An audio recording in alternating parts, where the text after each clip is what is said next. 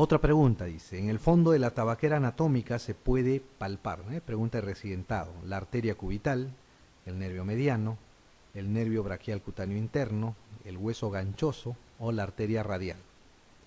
¿Qué se puede palpar? La arteria radial, ¿no es cierto? Se puede palpar ahí, en el fondo de la tabaquera anatómica. Un poco difícil es palparlo ahí, pero si son acuciosos, se encuentra el pulso a ese nivel, ¿ok? Entonces, en la tabaquera anatómica van a palpar a la arteria radial. Y no se olviden, también está el hueso escafoides, ¿ok? El hueso escafoides. Muy bien, vamos a hablar algo ahora de lo que es la mano, ¿no? En la mano, en realidad, preguntas, digamos, muy escondidas, muy metidas, no hacen. ¿Qué cosas deben recordar, ¿no? En la mano existen tres celdas o tres zonas en la palma de la mano. Tenemos la eminencia tenar, que está en relación con el dedo pulgar o con el primer dedo. La eminencia hipotenar, que es más pequeña, está en relación con el quinto dedo. Y la celda palmar media, que está al centro, donde van a estar los tendones flexores que van a llevar o que van a dirigirse a los dedos para la flexión, el superficial, el profundo. Van a estar los músculos interóseos y los músculos lumbricales. ¿Ok? Ahora, ¿qué vamos a recordar en la mano? Los músculos de la eminencia tenar. Los músculos de la eminencia tenar son el flexor corto del pulgar, un hueso pequeño, un músculo pequeño, el oponente del pulgar, que está un poquito más hacia adentro, el aductor del pulgar, que es un músculo que está hacia la parte interna ya, de repente uno de los más grandes que hay en la mano, y el abductor corto del pulgar que está hacia la parte externa. ¿Ok? ¿Qué van a recordar? La eminencia tenar está inervado por el nervio, los músculos están inervados por el nervio mediano, excepto el aductor. ¿Ok? El aductor está inervado por el nervio cubital. ¿Ok? La eminencia hipotenar, en cambio, que está al lado opuesto, va a tener su abductor corto, el oponente, que es un músculo más chiquito, y el flexor corto, que van a estar inervados por el nervio cubital ya también. ¿Ok? Entonces, lo que van a recordar son estos músculos, ¿no? El flexor corto del pulgar, el oponente del pulgar, el aductor del pulgar y el abductor corto del pulgar están dentro de la eminencia tenar.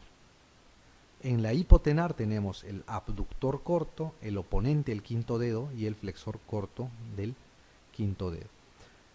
La característica, digamos, en la mano es que los músculos que hacen oposición, sea oponente del quinto o oponente del primer dedo, solamente están en la mano, porque la mano es la única parte del cuerpo que hace la oposición del dedo. La oposición es hacer esto, ¿no es cierto? Oponer estos dos dedos, ¿no? A esto se llama oposición. Entonces, ese movimiento está producido por los oponentes, sea del quinto dedo o del primer dedo. ¿Ok? Muy bien. La pregunta 16 dice, son músculos de la eminencia tenar excepto el abductor corto del pulgar, el oponente del pulgar, el flexor común superficial, el flexor corto del pulgar o el aductor del pulgar.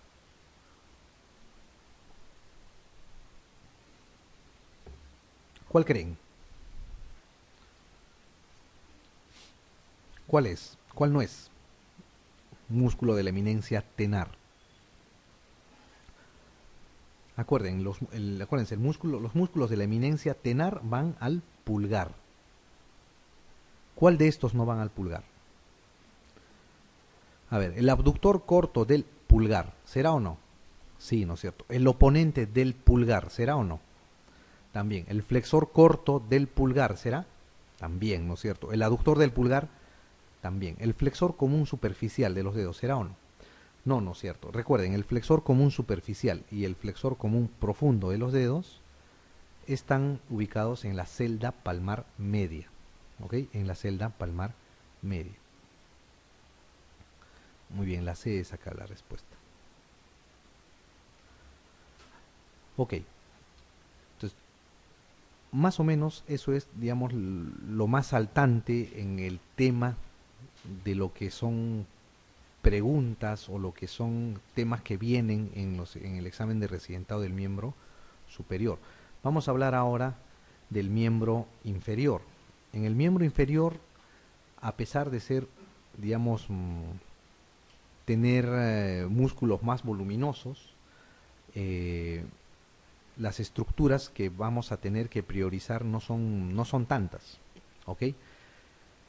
En la región, vamos a hablar primero de la región glútea. En la región glútea tenemos varias capas de músculos, ¿no? Los músculos de la región glútea están formados por el glúteo mayor, que es el músculo más prominente, que está hacia atrás, el glúteo mediano, que es el músculo que se encuentra en la parte, digamos, media, y el glúteo menor, que está en la parte más profunda.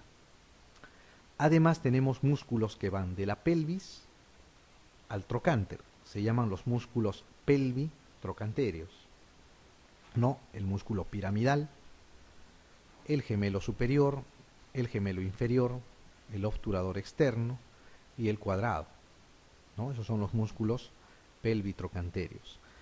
De estos músculos, ¿qué cosa vamos a recordar, ¿no? ¿Cuál es el músculo de repente que más relevancia tiene? Anatómicamente, más relevancia tiene este músculo que está acá con la letra J. Se llama el músculo piramidal. ¿Ok? El músculo piramidal es parte de los músculos pelvitrocantéreos y tiene su importancia. ¿Por qué? Porque debajo del músculo piramidal va a emerger un nervio grueso, grande, el más grande de todo el organismo. ¿Cómo se llama este nervio?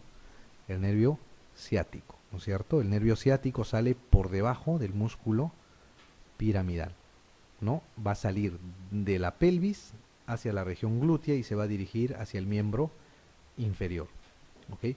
Este nervio pasa o sale entonces de la pelvis y emerge a la región glútea por debajo de este músculo, ¿no? Que es el músculo piramidal. Al igual que en el miembro superior y en el hombro, ¿no? Los músculos de esta zona no van a formar un manguito rotador, pero van a tener más o menos esa misma disposición, pero están muy lejos de tener los movimientos y las funciones que tienen los músculos del manguito rotador, ¿ok?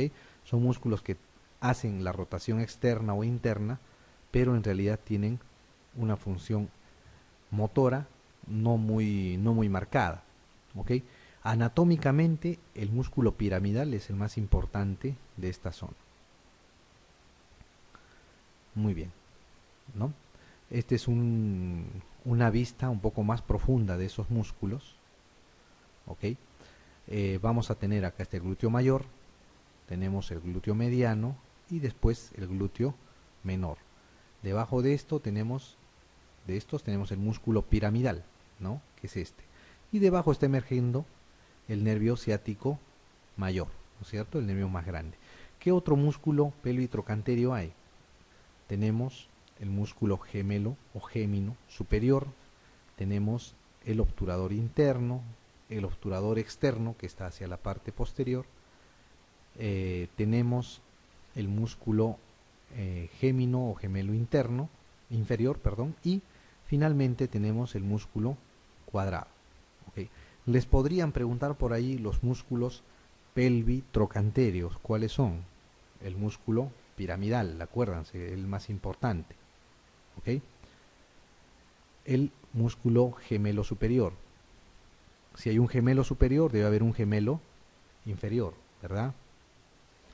Tenemos el obturador interno.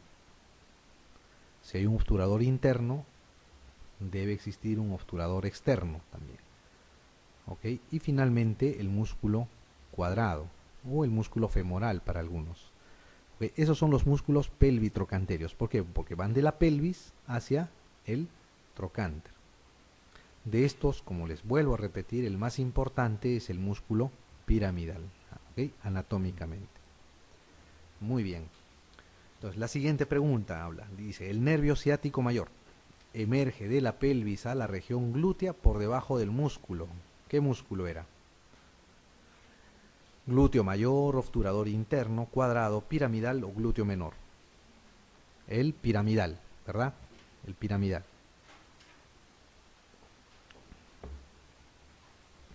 El piramidal. ¿Qué otra cosa deben recordar en, en la estructura o en la anatomía de esta zona, ¿no? La región glútea se puede dividir en 4 cuadrantes, ¿no es cierto? El cuadrante superior y externo es el cuadrante netamente muscular. Ahí solo van a encontrar músculos y es la zona donde se ponen los inyectables intramusculares. Si ustedes colocaran o hicieran un procedimiento en el cuadrante inferior y externo, probablemente van a lesionar la articulación coxofemoral. ¿Ok? Si colocan un inyectable en el cuadrante inferior e interno, van a lesionar el ciático. Y si colocan un inyectable en la zona superior e interna, van a lesionar la articulación sacroiliaca. Por esa razón, los inyectables se colocan solamente en la parte o el cuadrante superior y externo. ¿Ok? Muy bien. ¿Qué más? ¿Qué otra estructura así importante hay en el miembro inferior? En el miembro inferior, otra estructura importante, yendo de la parte posterior, después vamos a ver la parte anterior, está detrás de la rodilla, hay una fosa, ¿no? Esa fosa se llama la fosa poplitea o el rombo popliteo.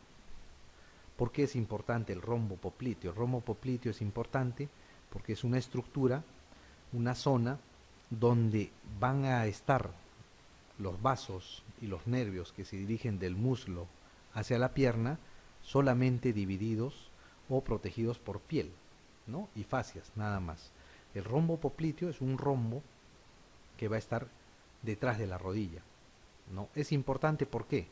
Porque en esta zona vamos a encontrar el paquete vasculonervioso que se va a dirigir a la pierna. Tenemos la vena poplitea, ¿ok?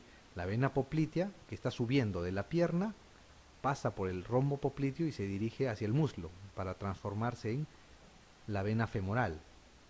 Tenemos la arteria femoral que discurrió por el muslo y llega al rombo popliteo y cambia de nombre y se vuelve en arteria poplitea.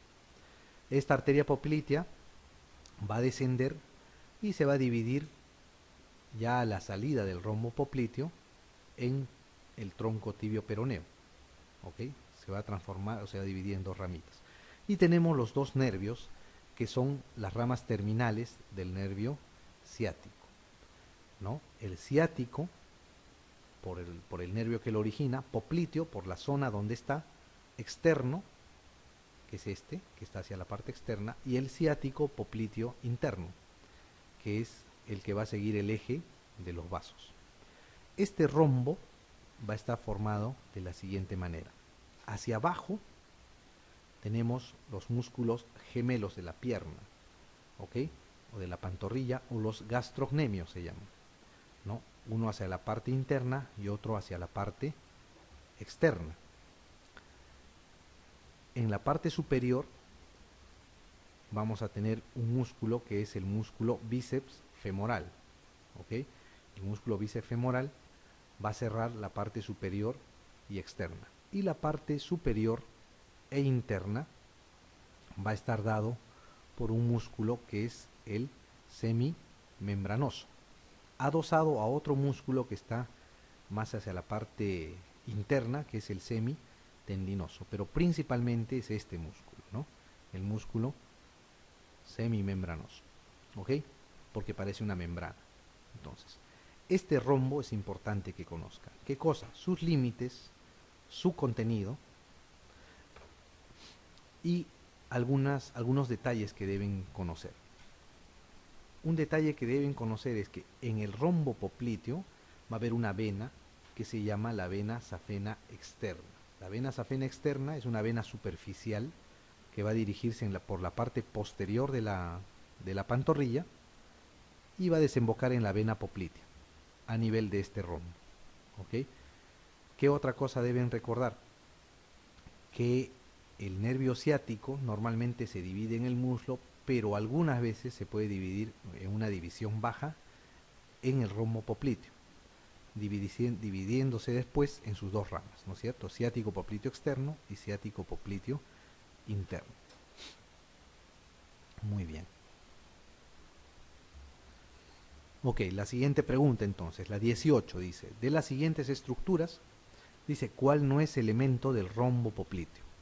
Ok, el nervio femoral, el nervio ciático, la arteria y la vena poplitea, nervio ciático popliteo externo e interno, o la vena safena externa. Ok, ¿cuál no es elemento del rombo popliteo? Dice. A ver, veamos, la vena safena externa, ¿era o no? Sí, ¿no es cierto? Desemboca en el rombo popliteo, en la vena poplitea, o sea, la vena safena asciende y llega a la vena poplitea justo donde está el rombo popliteo, ¿no? En el ángulo inferior. Muy bien. Los nervios ciático popliteo externo e interno, ¿son parte o no de las estructuras del rombo popliteo? También, ¿verdad? El nervio ciático se divide en dos ramas. Ciático popliteo externo, que se va a dirigir hacia afuera, y después de pasar, digamos, abrazando a lo que es la cabeza del peroné, se dirige hacia la cara anterior de la pierna. Y el nervio ciático popliteo interno sigue el eje de lo que es los vasos femorales, popliteos y finalmente los troncos tibios peroneos. La arteria y la vena poplitea, obvio, ¿no es cierto? La arteria y la vena poplitea. El nervio ciático, siempre y cuando tenga una división muy inferior, el nervio ciático en sus dos ramas, podemos encontrarlo en el nervio, en el rombo popliteo. Normalmente se divide en la región del muslo, en la región posterior. El nervio femoral no, ¿ok? El nervio femoral es el nervio crural, también llamado, está en la cara anterior. Es el homólogo del nervio ciático. Si el nervio ciático está en la cara posterior, el nervio más grueso que está en la cara anterior es el nervio femoral o el nervio crural, lo que lo vamos a ver ahorita, más adelante. ¿Ok? Entonces, la 18, la respuesta es la A, ¿cierto? Muy bien. Vamos a hablar un poco ahora de lo que es el plexo lumbosacro. A diferencia del plexo braquial, ¿no?, que es un enmarañado muy complejo de nervios, de raíces, el plexo lumbosacro es mucho más sencillo, ¿no? El plexo lumbosacro es más sencillo en su descripción y por ende, por estar protegido, digamos, en la región lumbar, tiene menos, es menos propenso a lesiones, ¿no? En cambio, por ejemplo, el plexo braquial, cuando el cirujano opera, por ejemplo, cáncer de mama, hace un vaciamiento ganglionar en la axila, puede lesionar ramas del plexo braquial, ramas de la arteria axilar. En cambio, en lo que es el plexo lumbosacro está oculto entre los músculos psoas ilíaco o el psoas, el cuadrado de los lomos ahí en la parte posterior, en la región lumbar. Entonces no es un plexo que esté, digamos, a la vista, no es un plexo que pueda lesionarse. Básicamente las lesiones en las raíces de los nervios se dan por las hernias discales a este nivel, ¿no? Cuando hay una compresión por una hernia del núcleo pulposo y produce alguna irritación de alguna de estas raíces nerviosas. Entonces, ¿qué van a recordar del plexo lumbosacro, ¿no? El plexo lumbosacro arranca en lo que es la primera vértebra lumbar, ¿no? Las raíces anteriores, de L1, L2, L3 hasta S2, S3, ¿ok? Que van a formar todo un plexo, una maraña. Este plexo lumbosacro tiene, igual que el plexo braquial, ramas colaterales y ramas terminales. Lo que deben recordar son las ramas terminales. De lejos, la rama terminal más importante de este plexo lumbosacro es el nervio ciático, que es este, ¿no? Este nervio ciático, que es el más grueso, el más largo de todo el organismo, van a ser de las raíces L4, L5, S1, S2, hay veces puede recibir incluso de S3, ¿ok? y va a emerger o va a dirigirse hacia atrás y va a salir de la fosa pélvica por debajo del músculo piramidal, como hemos mencionado. ¿Qué otra rama terminal es importante? El nervio femoral, que es este, ¿no? El nervio femoral o nervio crural, que es su otro nombre, va a recibir ramas de L2, L3 y L4, de esas tres raíces, y se va a dirigir externamente al músculo psoas y va a salir por debajo de lo que es el ligamento inguinal, ¿ok? Junto con la arteria y el nervio femoral, perdón, con la vena y la arteria femoral, ¿no? El nervio femoral. Y van a encontrarse en una estructura que vamos a ver más adelante, que es el triángulo de Scarpa o el triángulo femoral, ¿ok? Entonces, en orden de importancia está el nervio ciático, el nervio femoral. Después tenemos algunos otros nervios, ¿ok? Tenemos el nervio abdomino genital mayor y el abdomino genital menor, que están acá arriba, ¿no? Estos nervios abdominogenitales van a dirigirse y van a inervar los músculos anchos del abdomen, o sea, el oblicuo mayor, el menor y el transverso, y además van a dar la inervación sensitiva a la zona inguinal y a la región genital. También vamos a tener otro nervio que es el génito femoral. Es un nervio que va a dar inervación muscular acá en los músculos lumbares y va a dirigirse a la región genitoinguinal, perdón, genitoinguinal, y va a dar inervación sensitiva también a esa zona. Y tenemos otro nervio que es el el nervio obturatriz. El nervio obturatriz tiene la característica de pasar por el agujero obturatriz, obturador que está acá, ¿ok? Y va a ser principalmente aductor. Del plexo lumbosacro, entonces tienen que recordar tres nervios importantes. El nervio femoral o el nervio crural, que está en la parte anterior y principalmente es extensor. El nervio ciático, que está en la parte posterior y es principalmente flexor, y el nervio obturador, que principalmente es aductor, ¿ok? Aproxima el muslo a la línea media. Esos tres nervios son los principales nervios motores del miembro inferior, ¿ok? Bien.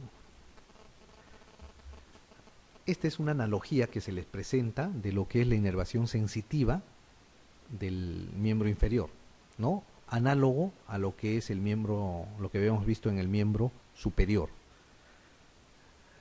Esta analogía no tiene mucha utilidad clínica, ¿ok? A diferencia del miembro superior en la mano, por ejemplo.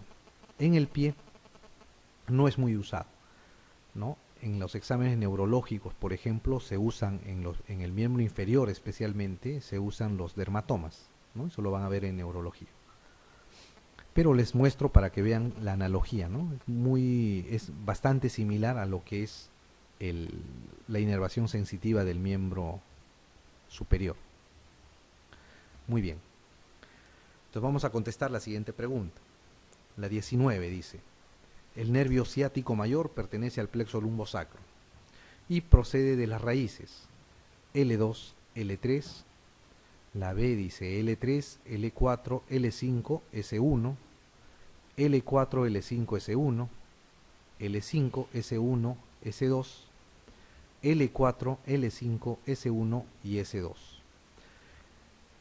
Ok, el nervio ciático va a recibir raíces de L4, L5, S1, S2 e inclusive S3, ¿ya? La raíz sacra 3. Entonces no se olviden de esto. L4, L5, S1, S2 e inclusive S3 van a formar el nervio ciático. Okay. ¿Pueden preguntar en un examen de residentado? Sí, pues ya han preguntado sobre este nervio. Muy bien.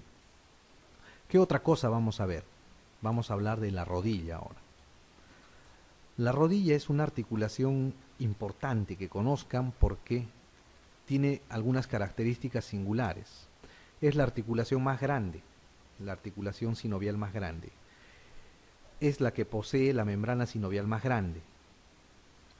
la que posee los ligamentos internos más grandes. ¿Ok? Es una articulación especial, ¿por qué? Porque además de que va a tener ligamentos externos, como cualquier otra articulación que van a unir fémur a tibia, a peroné, va a tener ligamentos internos que van a estar dentro de la cápsula articular, dentro de la misma sinovial, ¿no? Que también pueden producir patología. Además de eso, va a tener cartílagos internos, ¿no? Que van, digamos, a acomodar las superficies del fémur versus la superficie de la tibia, ¿no? A esos cartílagos se les conocen como los meniscos, que también pueden producir patologías. Entonces, ¿cómo es la articulación de la rodilla? ¿Qué deben recordar? La articulación de la rodilla va a ser la articulación que se va a dar entre el fémur, que tiene una superficie convexa, y la tibia, que tiene una superficie más o menos plana. Al ser esta superficie convexa y esta superficie plana de la tibia, tiene que haber, al igual que el rodete glenoideo, unos cartílagos que acomoden o que mejoren las superficies articulares de estas dos estructuras. Estos cartílagos son dos, que son los meniscos, que vamos a ver más adelante. Hay un menisco interno y un menisco externo, que son cartílagos semilunares, ¿ok? A manera de semiluna, que van a hacer un poquito más cóncava la superficie de la tibia. ¿Qué más? Dentro de la misma articulación vamos a encontrar unos ligamentos que van a ir de las espinas tibiales a los cóndilos femorales. Hay uno anterior y uno posterior. Y dentro de la articulación parecen cruzarse, parecen que estuvieran enrollados. Por eso se les llama los ligamentos cruzados. ¿Ok? Entonces, esos son elementos intracapsulares de la articulación de la rodilla. Los meniscos, los ligamentos cruzados. Además existen los ligamentos laterales externos y ligamentos laterales internos. Tenemos el ligamento anterior reforzado por el tendón rotuliano, que es una prolongación de los músculos que vienen del muslo, y tenemos hacia atrás, en la fosa o el hueco popliteo, los ligamentos popliteos. ¿Ok? Hay dos, un arqueado y uno oblicuo.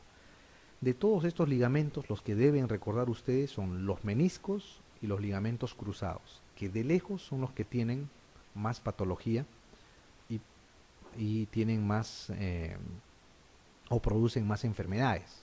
¿Ok? ¿Qué más deben recordar? Que es la articulación más grande, tiene la sinovial más grande.